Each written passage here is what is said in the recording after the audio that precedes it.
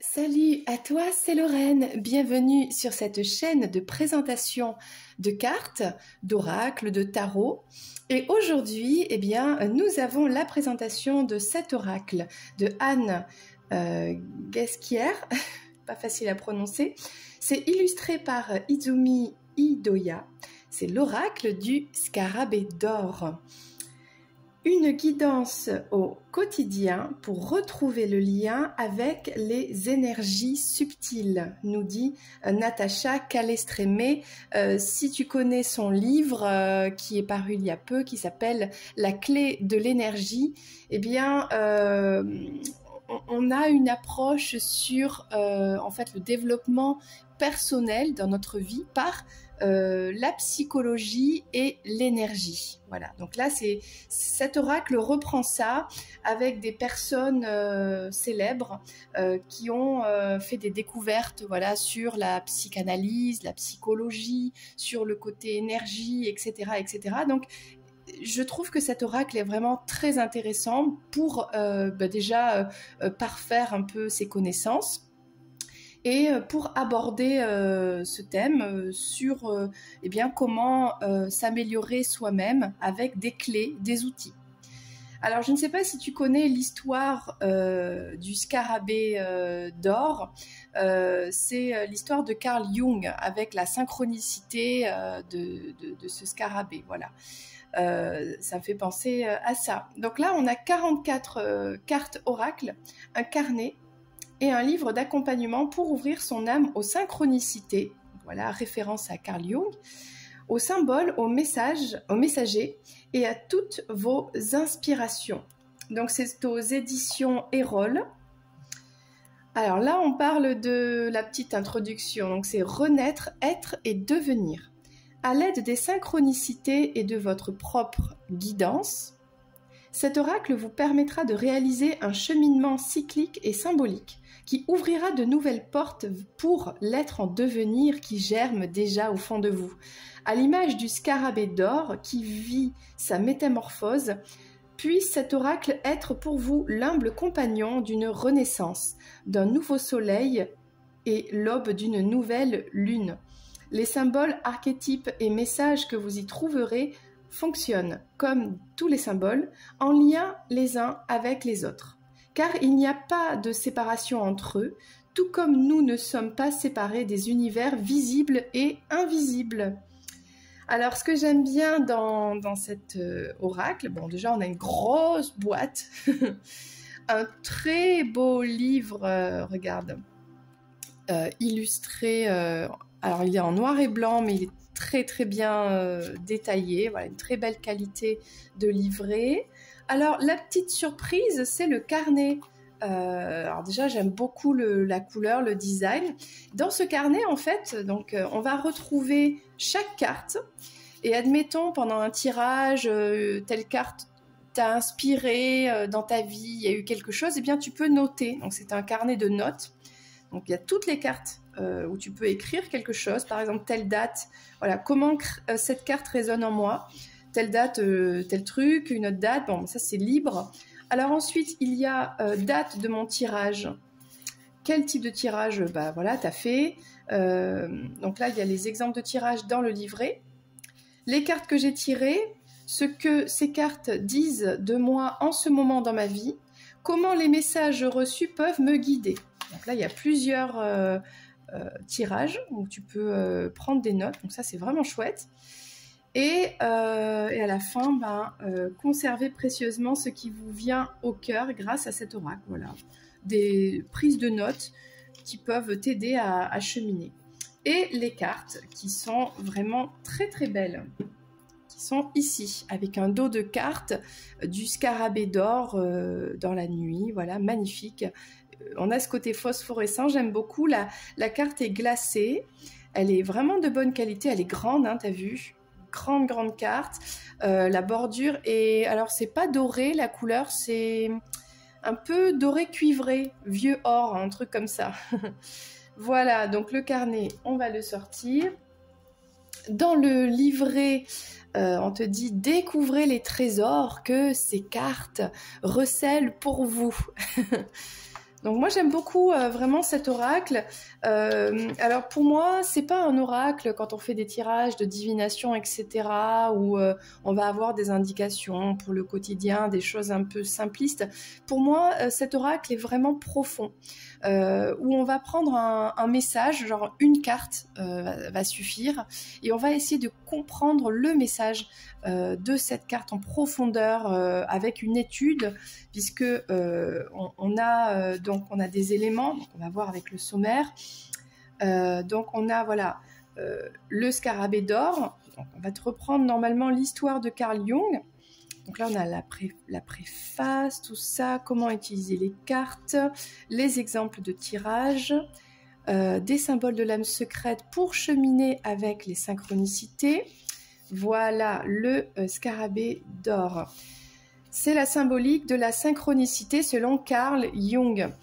Alors, il raconte l'histoire, cet oracle, qui est vraiment, quand on parle de synchronicité, on parle de ça, de Carl Jung, qui est donc un psychanalyste, qui reçoit en séance une patiente et qui lui raconte qu'elle a rêvé d'un scarabée. Et à ce moment-là, où elle lui raconte son rêve, il y a un scarabée qui apparaît à la fenêtre. Donc voilà, on appelle ça une synchronicité parce qu'il y a plusieurs éléments qui se rejoignent et que ça n'est pas dû au hasard. Bon, c'est pour faire simple, hein, voilà. Mais c'est... moi, au départ, quand j'ai trouvé cet oracle, dans ma tête, c'était l'oracle des synchronicités. Mais c'est bien plus que ça, en fait. Hein. Donc, on a cette histoire, on a le cristal, la lune, le soleil, les constellations, des éléments, les 4 éléments, ok, les terres, tout ça. Le nombre d'or, intéressant. Alors, ensuite, on a des figures messagères pour cheminer avec des enseignants hors pair. Donc, toutes ces personnalités qui t'aideront à cheminer. Hildegarde, donc Carl Gustav Jung, par exemple, hein, Léonard de Vinci, etc. Alors ensuite, on a des inspirations pour la pleine conscience. Donc on parle du rêve, du féminin, du masculin, etc., de l'invisible, de la guérison.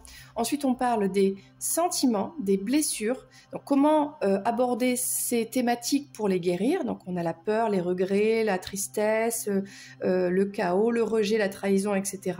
Voilà. Et le nom des 88 constellations. Ah, tiens, c'est quoi ça? Page 191. Qu'est-ce que c'est que ça? Ça m'intrigue, tiens.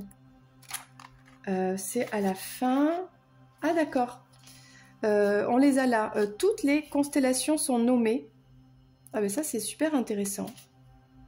Bon voilà, on apprend plein de choses avec cet oracle. Allez, sans plus attendre, présentation des cartes. Et alors aujourd'hui c'est la fête. Je les ai placées dans l'ordre.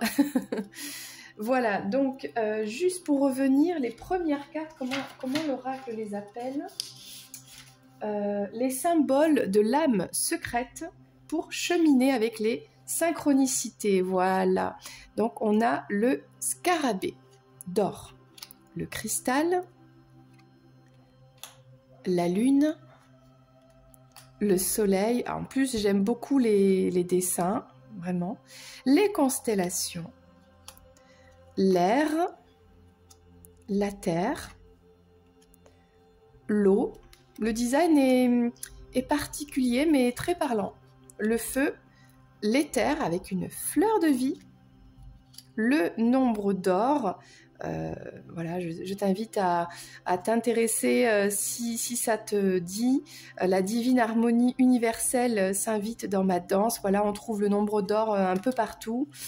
Et là, on passe aux enseignants, donc ces personnalités qui ont quelque chose à t'apporter.